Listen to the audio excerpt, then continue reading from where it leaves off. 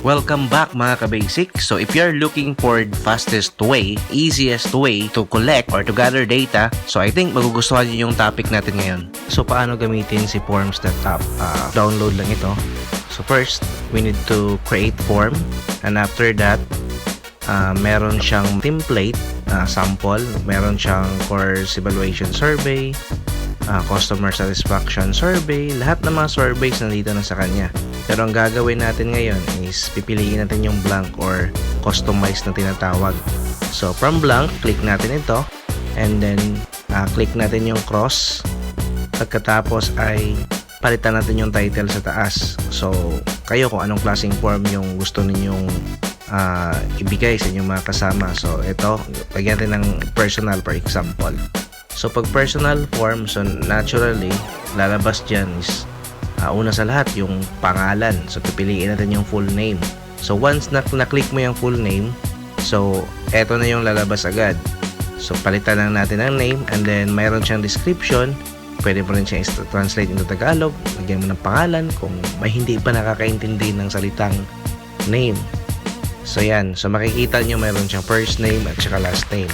Ngayon, isa pa lang siya. So kung gusto nating dagdagan, click lang natin yung cross and i-direct niya ulit doon sa format. So ang pipiliin din this time ay ang address, halimbawa.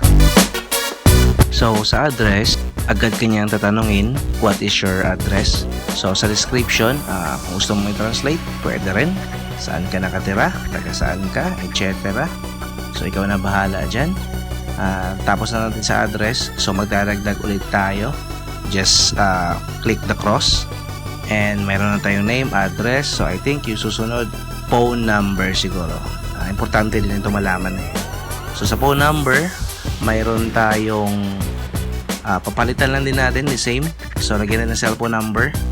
So after that, halimbawa pala kung nadoble natin, so pwede natin siyang i-delete by just clicking the 3 dots, tapos nandun yung remove, tapos yes, delete lang, tapos madi-delete na yun siya.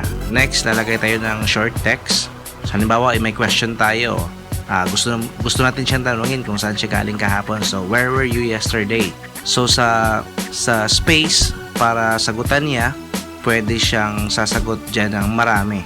Pwede niyang explain kung saan siya galing kahapon, kung nasaan siya, and after that, pag kontento ka na doon sa form mo, or pwede mo na siyang i-save. And after saving it, okay, so once you click the save, so automatically makikita mo na siya. So eto, personal, so records wala pa. So ang gagawin natin, i-click natin ito, and then kung makita natin yung share, so i-click din natin to, and do not forget to click the public. Pag maklik natin yung public, makukuha na natin yung customized URL niya.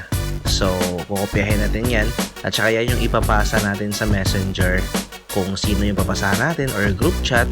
At kapag makita yan ng mga kasama natin, so it means that they will click that, and then ma-open na yung form. At saka pag maklik nila yung submit, babalik na yun sa'yo automatically.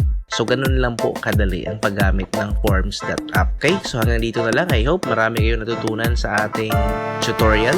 So, maraming salamat.